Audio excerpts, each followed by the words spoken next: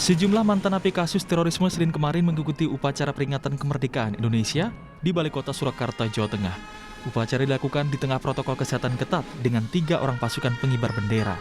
Upacara ini merupakan upaya agar para mantan napi terorisme ini kembali ke NKRI dan lepas dari radikalisme.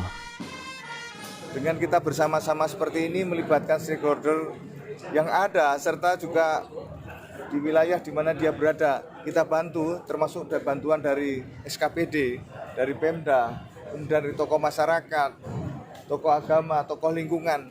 Ternyata bisa mereka kembali. Mantan napi terorisme pun berharap generasi muda Indonesia tidak mengikuti jejak mereka. Media sosial atau internet ini semakin mudah diakses sehingga banyak orang-orang yang semangatnya tinggi tanpa ilmu sehingga mudah sekali terpapar ekstrim atau berlebihan di dalam memahami agama sehingga mudah menumpahkan darah-darah daripada kaum muslimin. Sementara itu di Sidoarjo, Jawa Timur, ribuan narapidana termasuk terorisme mendapatkan remisi atau potongan masa hukuman pada peringatan HUT ke-75 RI. Secara simbolis, remisi diserahkan langsung Kepala Kanwil Kemenkumham Krismono pada salah satu napi terorisme Umar Patek. Remisi diberikan kepada para napi berkelakuan baik. Bagi Umar Patek, remisi menjadi berkah baginya yang divonis 20 tahun penjara. Alhamdulillah saya bersyukur kepada Allah dan berterima kasih kepada pemerintah telah memberikan remisi. Pak Umar, kira-kira nanti kembali ke masyarakat sudah siap, Pak? Kira-kira nanti kembali ke bermasyarakat siap, Pak? Ya, insya Allah. Dengan pemberian remisi bagi narapidana, pihak Kementerian Hukum dan HAM mengaku bisa menghemat anggaran sebesar 20,6 miliar rupiah. Tim Liputan, Kompas TV. Dan seperti apa sebenarnya upaya pemerintah untuk mengembalikan para napi terorisme ini untuk bisa kembali ke NKRI sepenuhnya? Pagi ini kita akan bahas, kita sudah terhubung melalui saluran daring, diantaranya ada Wawan Purwanto, Deputi 7 BIN, dan juga ada Joko Triharmanto, ini ex-napi kasus terorisme bom Bali. Selamat pagi Pak Wawan dan juga Mas Joko atau Bang Jack. Selamat pagi, Mas. Terima kasih, saya manggil Mas Joko ini Bang Jack aja nih karena lebih dikenalnya sebagai Bang Jack. Pak Wawan, mungkin Anda bisa jelaskan terlebih dahulu dan meyakinkan kepada masyarakat pada saat terjadi remisi pengurangan hukuman khususnya untuk napi terorisme, kita melakukan upaya-upaya agar bisa mengembalikan napiter ini bisa kembali menjadi bagian dari masyarakat. Bagaimana masyarakat bisa yakin bahwa mereka ini tidak akan kembali lagi melukai negeri kita dan warga kita, masyarakat kita ke depannya begitu Pak Wan. Bagaimana mengukurnya dan meyakinkannya itu Pak Wan? Ya, selama ini kan memang dibina di lapas itu kan terus-menerus ya. Jadi itu berkelanjutan baik dari sisi mental ideologinya, dari sisi kemasyarakatannya, dari sisi pemahaman akidah keagamaannya, dari sisi upaya-upaya mengembalikan dari sektor ekonominya, serta juga dari sisi keyakinan tatkala juga memahami bagaimana ayat-ayat itu ada asbabul nuzul atau sebab-sebab turunnya ayat.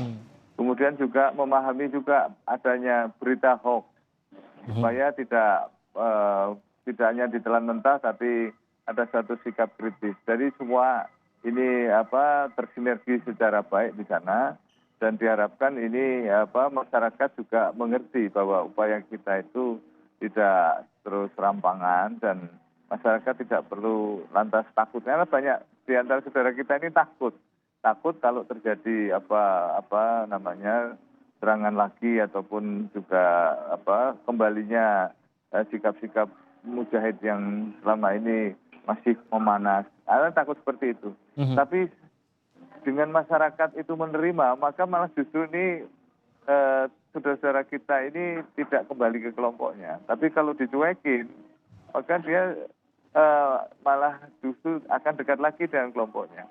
Tapi dengan kita berikan pemahaman-pemahaman tadi, termasuk juga adanya kesibukan-kesibukan di dalam bisnis, misalnya bisnis ikan lele, bisnis peternakan sapi, bisnis binaan yang sifatnya produktif seperti pembuatan sabun, kemudian jualan warung ataupun juga ternak sapi, ada juga yang bisnis kelontong, ada bisnis kebab, ada juga yang mebel dan lain sebagainya. Jadi sesuai dengan bakat dan kemauan. Ada juga yang karena ada kendala akhirnya juga diajak serta keluarganya.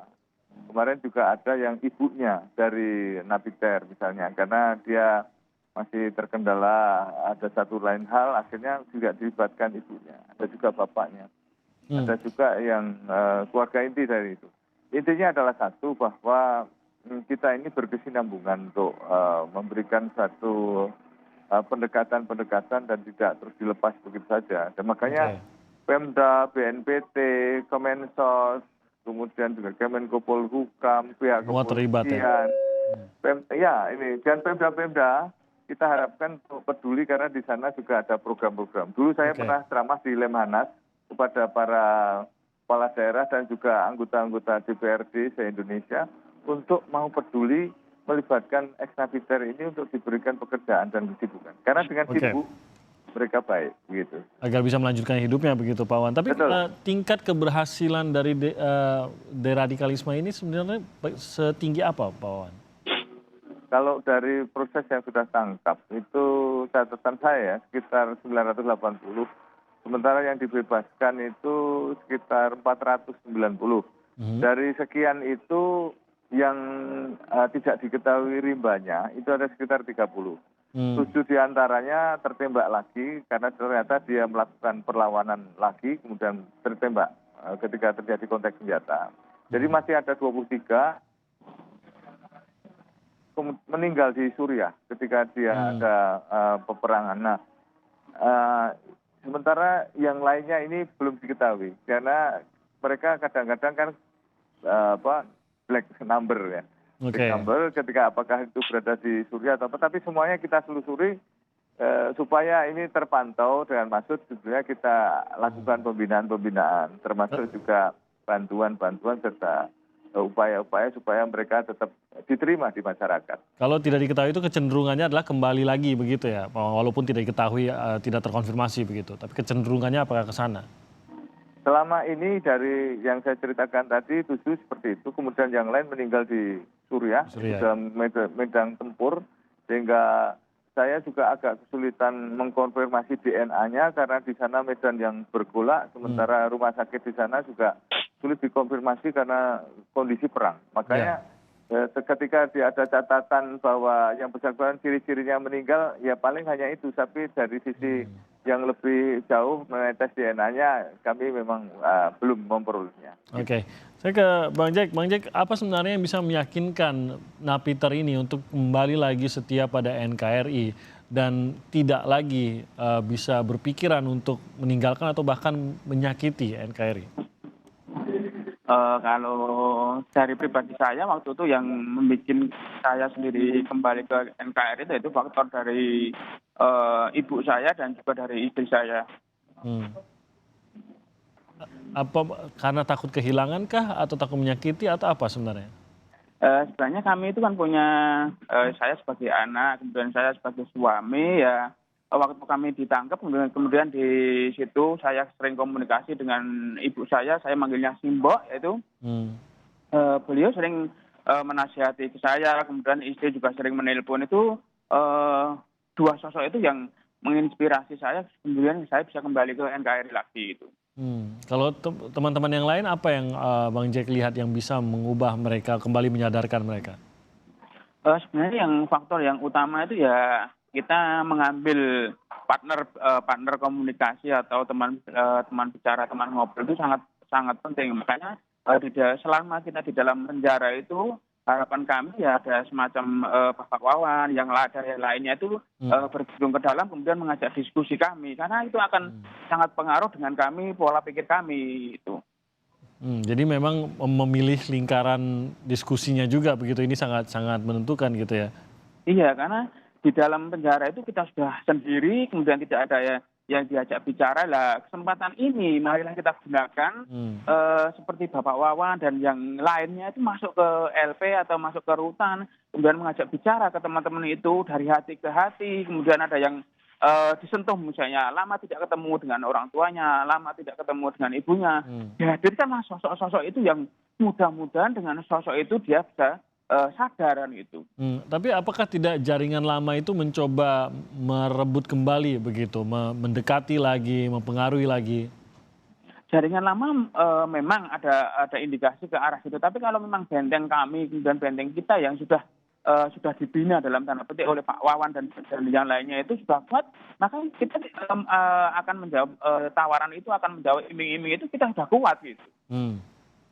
Tidak ada ancaman yang dilakukan kalau tidak kembali lagi kepada jaringan lama? Ancaman, kemudian sebatas menelpon atau SMS dan WA itu mesti ada. Tapi bagaimana kita menjawabnya, kemudian bagaimana kita memberi pengertian kepada mereka yang ada di luar, yang masih ada di luar, atau bahkan dari sesama teman di LP atau sesama teman yang dalam penjara itu, bagaimana kita menjelaskan kepada mereka bahwa apa yang kita lakukan ini adalah hal kebaikan, bahwa apa yang kita lakukan hari ini adalah sesuai dengan tuntutan syariat Islam gitu.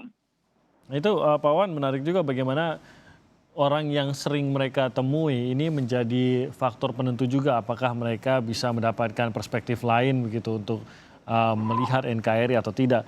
Kalau berada di dalam rutan bertemu dengan napiter lainnya, tidakkah ini akan menjadi sesuatu yang justru mempengaruhi lebih buruk lagi begitu pada saat mereka berkumpul di sana? Bagaimana mengatasi ini Pak Wawan agar jangan justru saling menarik begitu, ada satu yang mungkin sudah mulai sadar tapi akhirnya ditarik lagi ke dalam lubang itu karena mereka bersama-sama di situ, Pak Wan.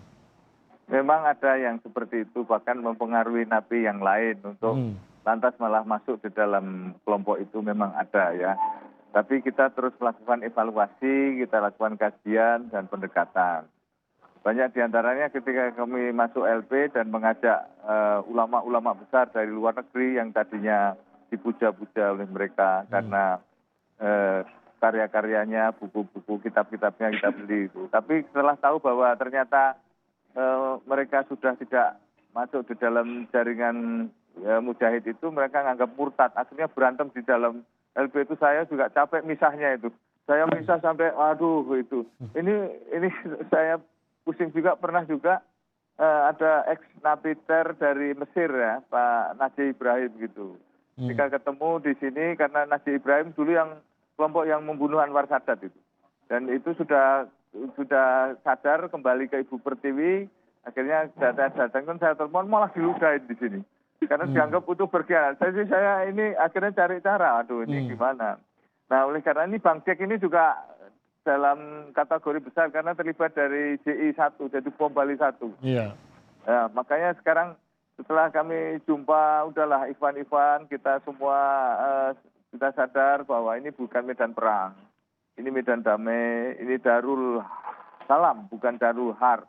Kemudian jangan ayat-ayat perang disipir ke medan damai seperti kita. Saya kira ini lebih bijak lah kecuali kalau di sana. Nah, dengan kita terus melakukan pendekatan baik di LP maupun di luar LP, kemudian pendekatan dengan keluarganya, bahkan saya juga mengambil anak asuh ya dari keluarga mereka, meskipun ada juga yang rebutan dengan orang tuanya karena saya ingin saya bawa ke Jakarta, tapi keluarganya minta supaya tetap di daerah. Rebutan-rebutan begitu itu beberapa kali terjadi. Tapi secara prinsip niat dan itikat baik kami itu hanya ingin semuanya menjadi shock. Semuanya menjadi normal kembali, tidak panas. Nah dengan pendekatan saya dengan Bang Jack CS ini, Bang Jack punya binaan yang luar biasa, nanti Bang Jack bisa cerita. Kemudian teman-temannya kemarin juga kita kunjungi dari mereka, kita ketemu saudara baru. Dan saya titip ke Pak RT, RW, Lurah, Babinsa, Babin Katipas.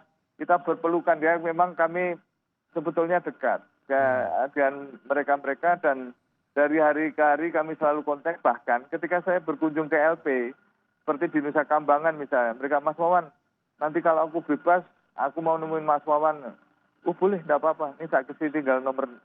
Terus kamu mau apa? Aku mau jualan kebab, Mas. Ya enggak apa-apa, asal jangan kebablasan. Ya.